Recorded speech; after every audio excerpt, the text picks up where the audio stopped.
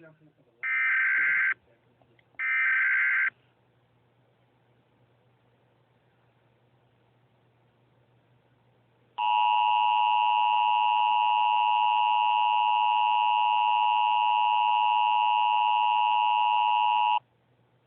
National Weather Service in Salt Lake City has issued a winter storm warning for heavy snow, which is in effect from 6 p.m. this evening to 9